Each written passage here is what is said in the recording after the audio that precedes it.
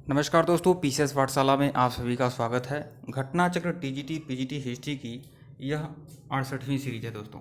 अगर इसके पहले का वीडियो नहीं देखे हैं तो प्लेलिस्ट में जाइएगा। घटना चक्र टीजीटी पीजीटी हिस्ट्री के नाम से प्लेलिस्ट बनी हुई है। आज हम पंजाब, अवध और मैसूर से संबंधित प्रश्नों को देखेंगे। एक बात और कहनी है आप लोगों से कि 5500 वर्ल्ड लाइनर क्वेश्चन का रामबाण पीडीएफ तैयार है। डिस्क्रिप्शन में लिंक दिया गया है, डाउनलोड कर सकते हैं। 6000 क्वेश्चन का रामबाण पीडीएफ टीजीटी पीजीटी ज्योग्राफी के लिए लिंक डिस्क्रिप्शन में है, डाउनलोड कर सकते हैं।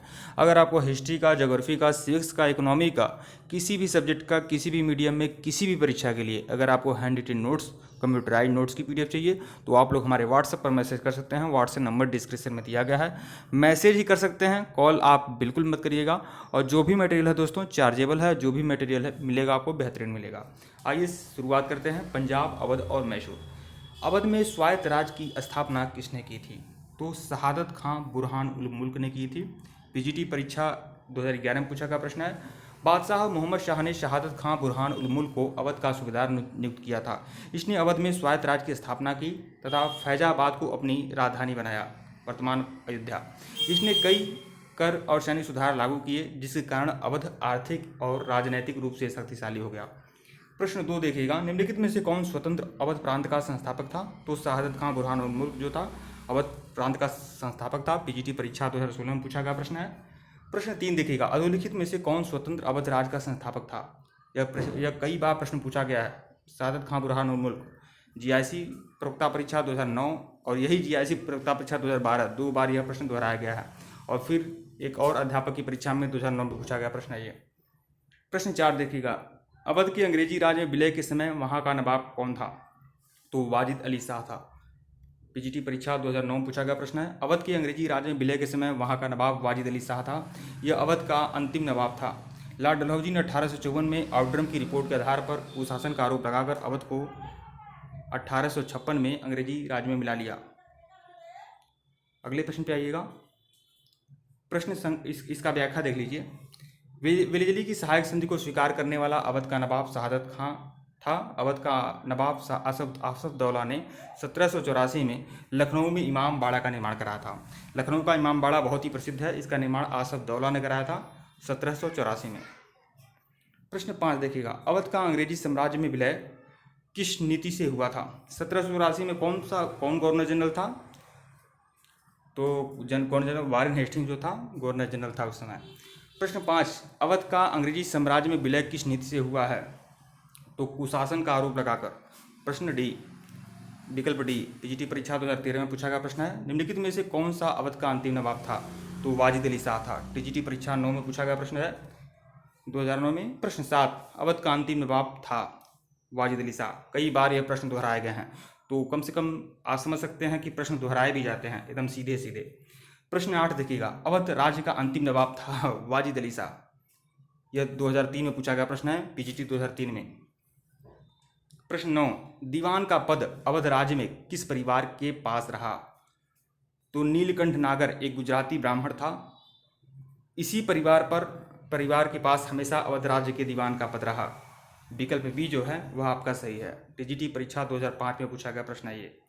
अवध के स्वतंत्र राज्य का संस्थापक शहादत खां बुरहान उल मुल्क था। इसने फैजाबाद को अपनी राजधानी बनाया। 1720-22 तक आगरा का गवर्नर रहा जिसका शासन उसने अपने नायब नीलकंठ नागर के द्वारा चलाया। बाद में उसके वंशज भी अवध के दीवान रहे।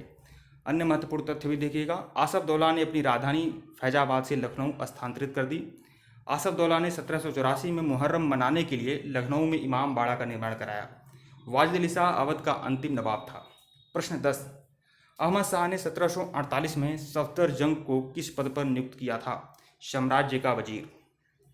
अहमद शाह मुगल शासक था। इसने 1748 में सफदरजंग को साम्राज्य का वजीर घोषित किया था। टीजीटी परीक्षा 2013 में पूछा गया प्रश्न है। सम्राट मोहम्मद शाह ने एक फरमान द्वारा सफदरजंग को अवध का नवाब नियुक्त किया था। 1748 में सम्राट अहमद शाह ने उसे अपना वजीर नियुक्त किया और इलाहाबाद प्रांत दे दिया। इस कारण उसके उत्तराधिकारी नवाब वजीर कहलाने लगे। प्रश्न 11, 1765 में इलाहाबाद की संधि किसके मध्य हुई थी? तो यह हुआ था शाह आलम द्वितीय, रॉबर्ट क्लाइव और शुजाउद्दौला के मध्य। पीजीटी परीक्षा 2013 में पूछा गया प्रश्न है। 1765 में इलाहाबाद की संधि शाह आलम द्वितीय, रॉबर्ट क्लाइव, सुजाउद्दौला के मध्य हुई थी। क्लाइव ने 12 अगस्त 1765 को मुगल सम्राट शाह आलम से संधि की, जिसे इलाहाबाद की पहली संधि कहते हैं। 12 अगस्त को हुई थी। इसकी शर्तों के अनुसार कंपनी को बंगाल, बिहार, उड़ीसा की दीवानी प्राप्त हो गई। सम्राट शाह आलम के लिए इलाहाबाद तथा कड़ा के जिले कंपनी द्वारा प्रतिवर्ष 26 लाख रुपया वार्षिक पेंशन देने की व्यवस्था की गई। क्लाइव ने अवध के नवाब सुजाउद्दौला के साथ 16 अगस्त 1765 को दूसरी संधि की थी। इलाहाबाद की दूसरी संधि हुई थी सुजाउद्दौला के साथ। संधि की शर्तों के अनुसार नवाब ने इलाहाबाद और कड़ा के जिले शाह आलम को देने का वादा किया और युद्ध की क्षतिपूर्ति के लिए उसने कंपनी को 50 लाख रुपया देना भी स्वीकार किया। प्रश्न 12, विकल्प 12 देखिएगा। प्रश्न 12, रणजीत सिंह किस सिख मिसल के थे? तो यह थे सुकरचकिया मिसल के थे रणजीत सिंह। पीजीटी परीक्षा 9 में पूछा गया प्रश्न है। रणजीत सिंह सुकरचकिया मिसल के प्रमुख महा सिंह के पुत्र थे। 13 नवंबर 1780 को रणजीत सिंह का जन्म हुआ था। अन्य महत्वपूर्ण तथ्य भी देखिए, जमान शाह ने रणजीत सिंह को राजा की उपाधि दी थी और लाहौर की सूबेदारी भी दी थी। 25 अप्रैल 1809 को रणजीत सिंह और मेटकाफ के बीच अमृतसर की संधि हुई थी। 25 अप्रैल 1809, ध्यान रखिएगा। 1813 में रणजीत सिंह ने अफगान अमीर शाह शुजा से कश्मीर को अपने संरक्षण में ले लिया और उसी से कोहिनूर हीरा भी प्राप्त किया। ठीक है दोस्तों, वीडियो को लाइक और चैनल को सब्सक्राइब करिएगा। डिस्क्रिप्शन में लिंक टेलीग्राम का है, टेलीग्राम को बिल्कुल ज्वाइन करिएगा। अब 2 ही सीरीज है, अवध, पंजाब और मैसूर वाले पार्ट में। तो 12 प्रश्न आपकी यह सीरीज कंप्लीट हो गई। अगले 12-13 प्रश्नों में अगली सीरीज खत्म करते हैं। ठीक है दोस्तों, धन्यवाद आप लोग को। और अगर इसके पहले का वीडियो नहीं देखे हैं तो प्लेलिस्ट में जाइएगा। घटना चक्र टीजीटी पीजीटी हिस्ट्री के नाम से प्लेलिस्ट बनी हुई है। प्लेलिस्ट में जाइए, सभी वीडियो को फॉलो करिएगा। All India TGT PGT net के लिए बहुत ही इंपॉर्टेंट सीरीज है दोस्तों। धन्यवाद। नमस्कार दोस्तों, पीसीएस पाठशाला में आप सभी का स्वागत है। घटना चक्र टीजीटी पीजीटी हिस्ट्री का यह 17वां सीरीज है और इसके पहले का वीडियो अगर आप लोगों ने नहीं देखा है तो प्लेलिस्ट में जाइएगा। घटना चक्र टीजीटी पीजीटी हिस्ट्री के नाम से प्लेलिस्ट बनी हुई है। 5500 वन लाइनर क्वेश्चन का रामबाण पीडीएफ टीजीटी पीजीटी हिस्ट्री के लिए डाउनलोड कर सकते हैं, डिस्क्रिप्शन में लिंक दिया गया है। 6000 क्वेश्चन का रामबाण पीडीएफ है टीजीटी पीजीटी ज्योग्राफी के लिए, डिस्क्रिप्शन में लिंक दिया गया है, डाउनलोड कर सकते हैं। आइए सीधे प्रश्नों पर आते हैं। प्रश्न संख्या 13 देखिएगा। निम्नलिखित में से रणजीत सिंह किस मिसल से संबंधित थे? तो यह सुकरचकिया मिसल से थे। पीजीटी परीक्षा सन 2000 में पूछा गया प्रश्न है। प्रश्न 14 देखिएगा। अमृतसर की संधि रणजीत सिंह ने की थी, किसके साथ की थी? तो सर चार्ल्स मेटकाफ के साथ की थी 1809 में। पीजीटी परीक्षा 2011 में पूछा गया प्रश्न है। अमृतसर की संधि 25 अप्रैल 1809 को रणजीत सिंह और ईस्ट इंडिया कंपनी के प्रतिनिधि चार्ल्स मेटकाफ के बीच हुई थी। इस समय लॉर्ड मिंटो प्रथम भारत के गवर्नर जनरल थे। इस संधि के द्वारा सतलज नदी के पश्चिम में पंजाब राज्य का शासक रणजीत सिंह को और सतलज नदी के पूर्व के पंजाब की रियासतें कंपनी को प्राप्त हो गईं। प्रश्न 15 देखिएगा। महाराजा रणजीत सिंह अधोलिखित में से किससे भेंट किए बताए जाते हैं? तो विलियम बेंटिक से रणजीत सिंह की मुलाकात हुई थी, विलियम बेंटिक से। जीआईसी में पूछा गया प्रश्न है 2012 में। अक्टूबर 1831 को विलियम बेंटिक महाराजा रणजीत सिंह को रोपड़ के स्थान पर मिलते हैं। रोपड़ के स्थान पर इनकी मुलाकात होती है और रणजीत सिंह से मित्रता की संधि करते हैं। प्रश्न 16 देखिएगा। किसके शासनकाल में फ़कीर अजुद्दीन विदेश मंत्रालय के प्रभारी थे? तो रणजीत सिंह के शासनकाल में। जीआईसी में पूछा गया प्रश्न है सन 2012 और 2009 2 बार पूछा गया है। रणजीत सिंह पंजाब का उदार शासक था। यह हिंदुओं और मुसलमानों दोनों में सर्वप्रिय था। फ़कीर अजुद्दीन इसका विदेश मंत्री था। इनका विदेश मंत्री कौन था? फ़कीर अजुद्दीन। प्रश्न 17 देखिएगा। राजा रणजीत सिंह ने विश्व प्रसिद्ध कोहिनूर हीरा प्राप्त किया था। तो शाह शुजा से प्राप्त किया था, शाह शुजा से। जीआईसी प्रवक्ता परीक्षा 2017 में पूछा गया प्रश्न है। सन 1800 में अहमद शाह अब्दाली का पौत्र शाह शुजा काबुल की गद्दी पर बैठा, परंतु उसके भाई शाह महमूद ने शक्तिशाली बरकजई सरदारों फतह खां और दोस्त मोहम्मद की सहायता से 1809 में उसे विस्थापित कर दिया। स्वयं कश्मीर और पेशावर पर अधिकार कर लिया। इसी अवसर पर शाह शुजा ने काबुल का राज्य प्राप्त करने के लिए रणजीत सिंह से सहायता मांगी और उसे कोहिनूर हीरा भेंट किया। उनको क्या किया? कोहिनूर हीरा भेंट किया। प्रश्न 18। किन 2 ब्राह्मण भाइयों ने रणजीत सिंह के शासनकाल में सिख धर्म अपनाया था? अंतर सिंह और लहना सिंह। जीआईसी में पूछा गया प्रश्न है सन 2012 में। महाराजा रणजीत सिंह 1780 से 1839 तक राज करते हैं। सिख साम्राज्य के राजा थे जिन्होंने न केवल पंजाब को बल्कि सशक्त सूबे के रूप में एकजुट किया। अपने जीवन काल में अंग्रेजों को अपने साम्राज्य के पास भी नहीं भटकने दिया। वह धर्म दृष्टि से उदार थे और किसी को धर्म थोपा नहीं करते थे। अंतर सिंह और लहना सिंह सिख धर्म अपनाते हैं इनके समय में। प्रश्न 19 देखिएगा, बक्सर के युद्ध में अवध का एक नवाब भी पराजित हुआ था, वह था, तो कौन था? सुजाउद्दौला। टीजीटी परीक्षा सन 2002 में पूछा गया प्रश्न है ये। 22 अक्टूबर 1764 को 3 भारतीय राज्यों मीर कासिम, अवध के नवाब सुजाउद्दौला और मुगल सम्राट शाह आलम द्वितीय के सिमली सेना का हेक्टर मुनरो के साथ युद्ध होता है। इसे ये बक्सर युद्ध कहते हैं और इसमें क्या होता है? कंपनी की जीत होती है पूरी तरह से। अगले प्रश्न पे आइएगा, इसका व्याख्या देख लीजिए। भारत में वास्तविक रूप से ब्रिटिश प्रभुसत्ता की स्थापना बक्सर युद्ध में विजय के बाद हुई। 1765 में मीर जाफर की मृत्यु के बाद नजीमुद्दौला बंगाल का नवाब बनाया गया। बंगाल में अंग्रेजों के द्वारा 1765 से 1772 तक वैध शासन स्थापित किया गया। प्रश्न 20 देखिएगा, कौन सा मशहूर युद्ध मंगलौर की संधि के साथ समाप्त हो गया?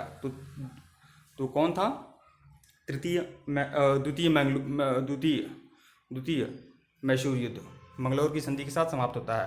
प्रथम मैसूर युद्ध जो है मद्रास की संधि के साथ समाप्त होता है, द्वितीय मंगलौर की संधि के साथ, और तृतीय जो है श्रीरंगपट्टनम की संधि के साथ। जीआईसी में पूछा गया प्रश्न है।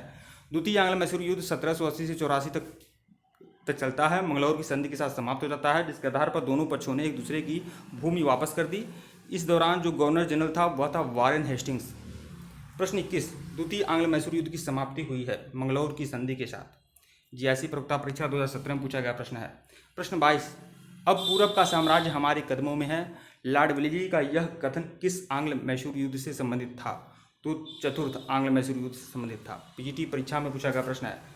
1799 में चतुर्थ आंग्ल मैसूर युद्ध की सफलता के बाद गवर्नर जनरल वेलेस्ली ने दम भरे शब्दों में कहा था कि अब पूरब का साम्राज्य हमारे कदमों में है। अन्य महत्वपूर्ण तथ्य भी देखिएगा। तृतीय आंग्ल मैसूर युद्ध 1790 से लेकर 92 तक चलता है। श्रीरंगपट्टनम की संधि के साथ इसका समापन हो जाता है। कॉर्नवालिस ने श्रीरंगपट्टनम की संधि पर टिप्पणी करते हुए कहा कि हमने अपने मित्रों को अधिक शक्तिशाली बनाए बिना ही अपने शत्रु को कमजोर कर दिया।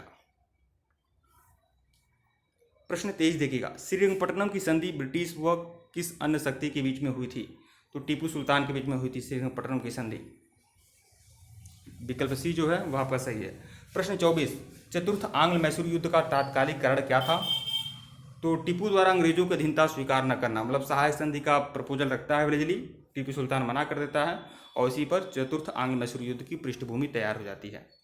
1799 में लॉर्ड वेलेस्ली ने टीपू सुल्तान के पास सहायक संधि का प्रस्ताव भेजा। टीपू ने इस प्रस्ताव को अस्वीकार कर दिया। इस प्रकार 1799 में मैसूर राज्य पर वेलेस्ली ने आक्रमण कर दिया। अन्य महत्वपूर्ण तथ्य भी देखिएगा। टीपू सुल्तान चतुर्थ आंग्ल मैसूर युद्ध में दुर्ग द्वार पर लड़ता हुआ मारा गया। मैसूर का राजा वाडियार वंश का 2 वर्षीय बालक कृष्णराज को बनाकर मैसूर पर सहायक संधि लाद दी गई थी।